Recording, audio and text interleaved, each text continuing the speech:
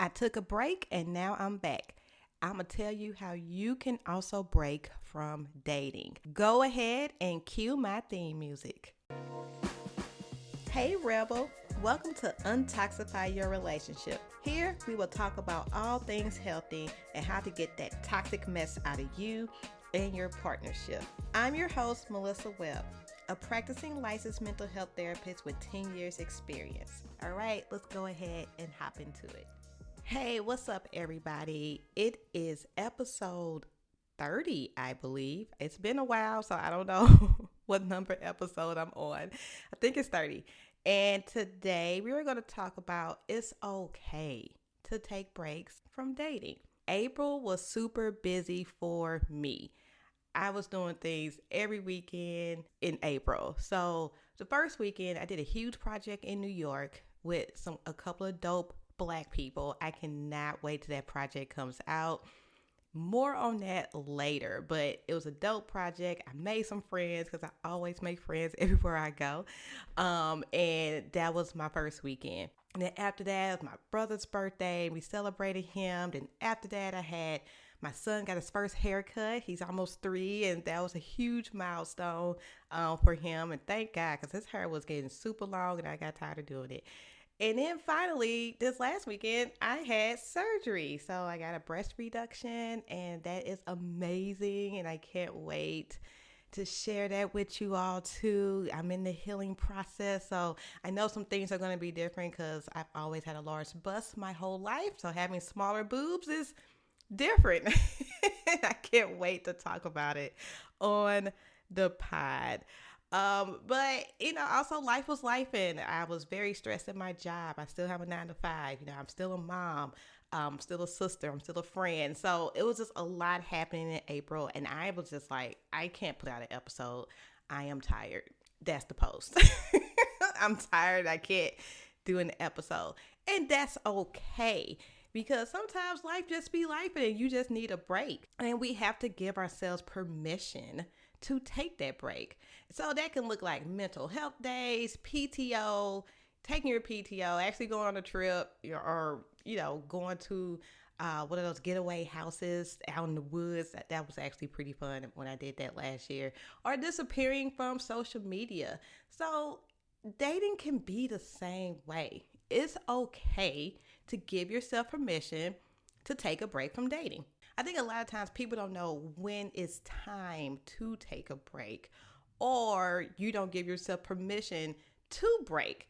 Whether that's because you're like, oh my God, I'm almost 40. I need a man. Let me not take a break, because every break I take, that gets me closer to 40 and also takes me away from trying to find my partner. And that's no way to be dating anyway. Like you shouldn't be dating with that mind frame anyway, but that's a whole nother episode. But I also think sometimes people just don't know when to break. I think sometimes women, and most of my audience is women, but I think a lot of times women, they just keep going and going and going like the Energizer Bunny until they finally run out, and they're just like, whew, I probably should have took a break a long time ago. It's like, yeah, you probably should have.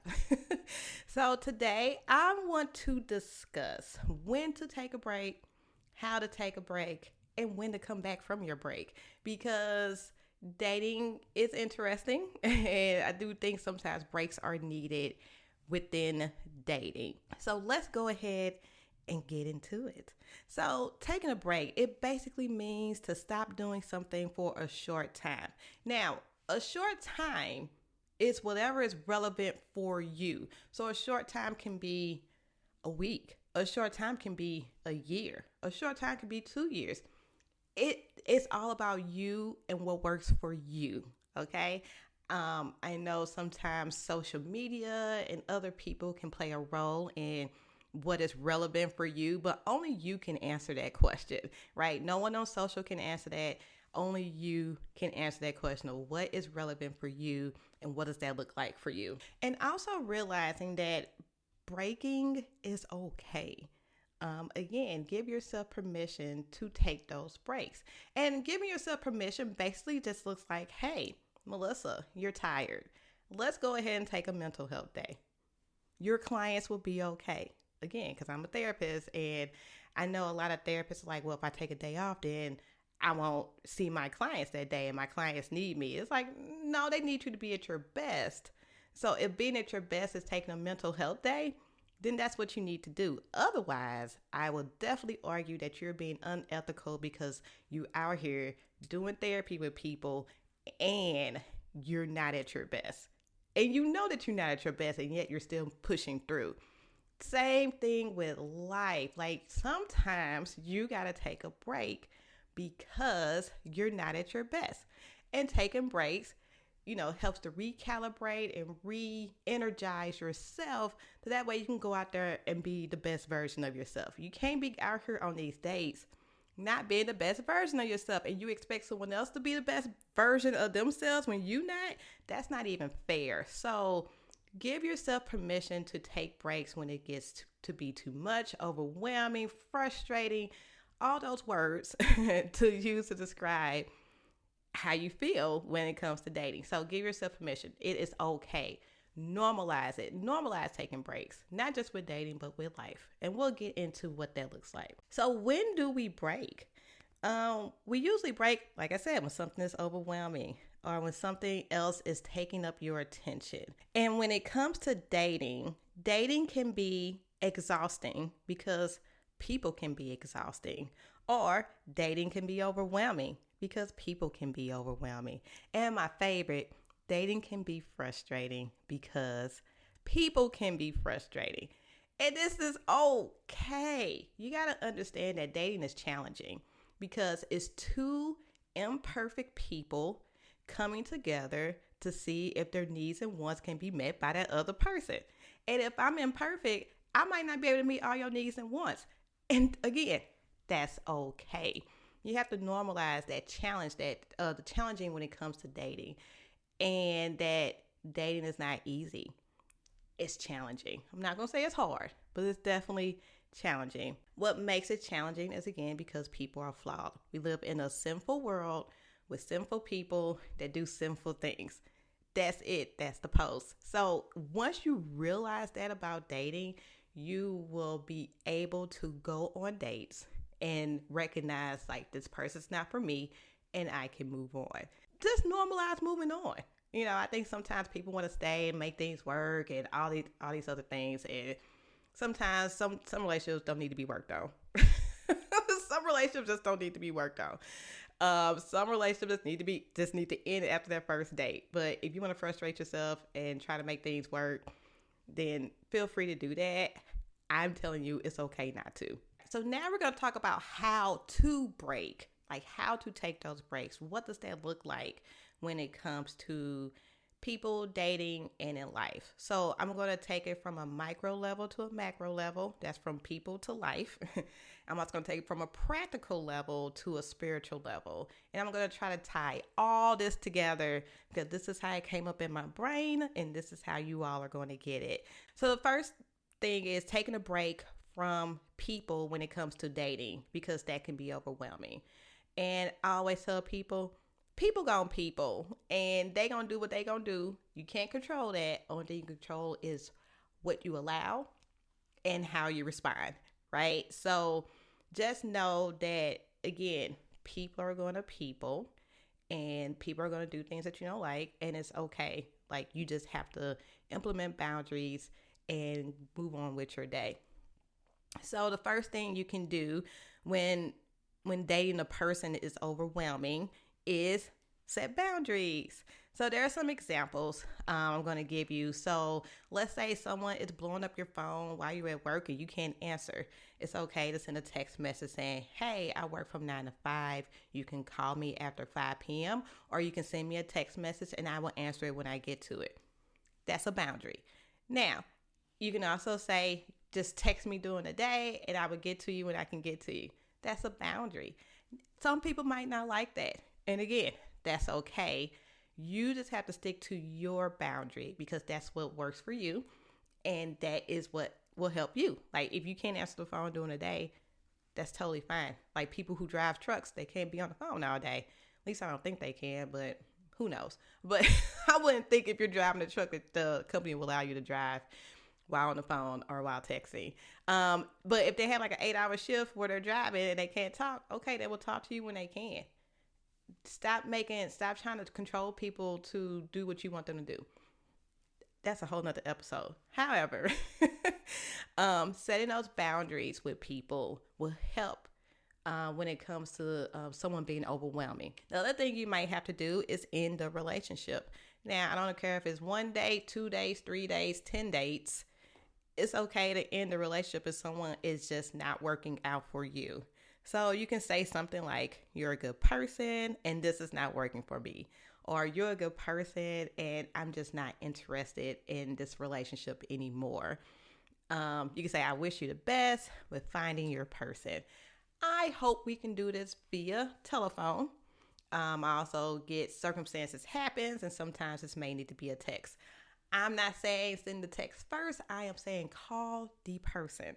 All right. And then I also get that there are some situations where you have to ghost. We don't want to ghost, but if you have to ghost the person, right? And those situations are, in my mind, and I could be missing some, in my mind, those situations are when it becomes to be too much. Like if you sent this text or you call someone and say, hey, you're a good person and this is not working for me. And, y'all have this understanding like, okay, we're going to end it here. And then this person continues to blow up your phone, either whether it's a phone call or text messages or whatever. Okay, now we can block you. We're blocking, we're ghosting, we're doing all the things. If they know where you live and they show up at your house, I hope we call the police. Getting a restraining order, doing the things that we need to do to protect ourselves. And I guess technically that's not ghosting because you already told them what it is. I'm considering it ghosting because we're not responding to their multitude of texts or phone calls. I hope we can all use our words because we're all adults and just let them know like, hey, I'm not interested and that's okay. You're a great person, just not the person for me. Again, I don't know how people are going to respond, but you have to be in control of your responses and what you allow in your life. So that is people. Second thing I want to talk about is when dating overall is overwhelming. Because dating going to be dating, okay? And it is what it is. So first thing we can do is take a break from the apps. If you're on the apps like Bumble, the other ones I can't think of, Tinder, and the other ones I can't think of right now. If you're on the apps, you can definitely take a break. So that may mean completely getting off of them. I know on Bumble, they have a taking a break like mode that you can go into. Taking breaks are fine. Take a break from the app. Cancel all your dates. Again, we're not ghosting. We can let people know, hey, I know we have a date on Saturday and I'm not really feeling going out on this day, so I'm going to have to cancel. Maybe we can set up something later on in the future, but right now I am just not in the mood to go on this date. Has nothing to do with you, everything to do with me. You want to add that. But letting people know that you just will not be going on these dates. Totally fine. And then I want you to do something for you. Take yourself out on a date. Go spend time with other people. Spend time with family and friends and whoever else that can help you get back to who you are and re-energize you. And also give yourself a time limit for how long you will be away. Check in with yourself. So when the time period is up, let's say you gave yourself a week and a week goes by and you check in with yourself when Monday comes along, you're like, oh, I really need more time.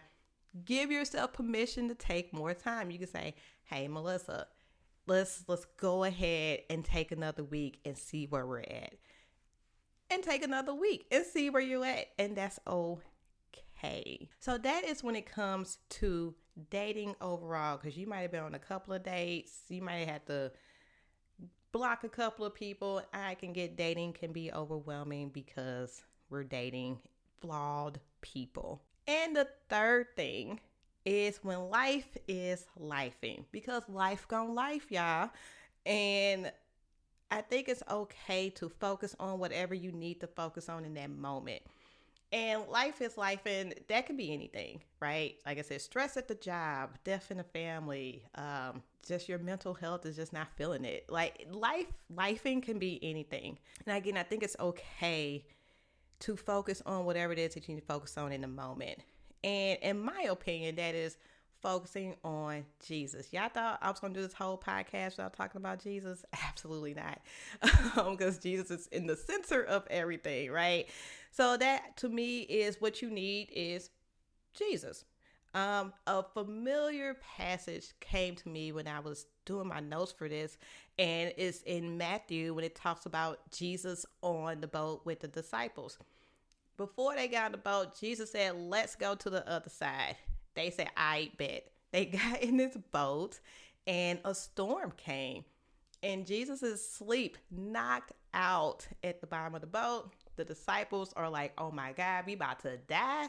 And they wake up Jesus. Jesus calms the storm, and he say, oh, y'all got a little faith. And they are just amazed that Jesus has stopped the storm, which kind of amazed me because I was like, wait, didn't y'all just hear Jesus preach like all day before this happened? But then I'm also reminded that this is me. So when life is life, and sometimes I freak out, forgetting that Jesus is on my boat with me. And he's just like, girl, I can calm this storm. Like, you just gotta trust that I said what I said. So the thing about Jesus and this boat, the first thing he said was, we going to the other side. So Jesus, we know he is the word that became flesh. The word do not lie.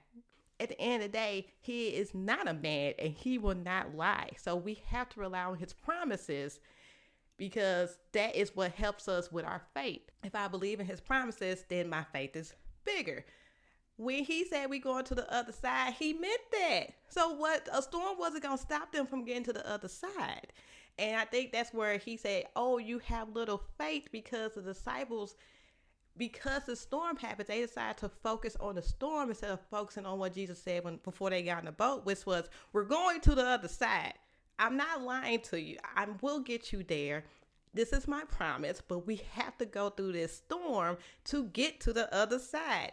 So, say all that to say, when life is lifing, when dating is dating, when people are peopling, you have to realize, like, we're just going through these storms to get to wherever God needs you to be. I don't know what that is, whether that's marriage, whether that's finding your person. If you want to take it outside of dating, whether that's getting you to your perfect job, or, you know, helping you become a better person, because storms can help you do that too. And also going on these dates can help you with that too. I talked about how dating is like mirrors, and they reflect what it is that you need to work on. So this is all for a reason. Jesus is in control, and he's going to get you to where you need to be. You just have to trust that you will get there by his whatever he has promised you. You just have to trust and believe in that. And when these storms come, you have to know that if Jesus is sleeping, I can sleep. Because if the man who created storms can sleep, I think I can be able to sleep too. So being able to rely on Jesus in all these situations is important. Psalms 23 says, the Lord is my shepherd. I have everything that I need. And he will point you to whatever it is that you need in the moment. So in the moment, it can be you need Jesus and a therapist. You need Jesus and you need your friend for wise counsel. You need Jesus and you need to go to the doctor. Like, you can have both. You can have both at the same time. I think sometimes people want to separate, oh, I only need Jesus, or, oh, I only need this. But the crazy thing is, Jesus already knows what you need, so he can point you to that need. So you need Jesus and whatever else he's pointing you to.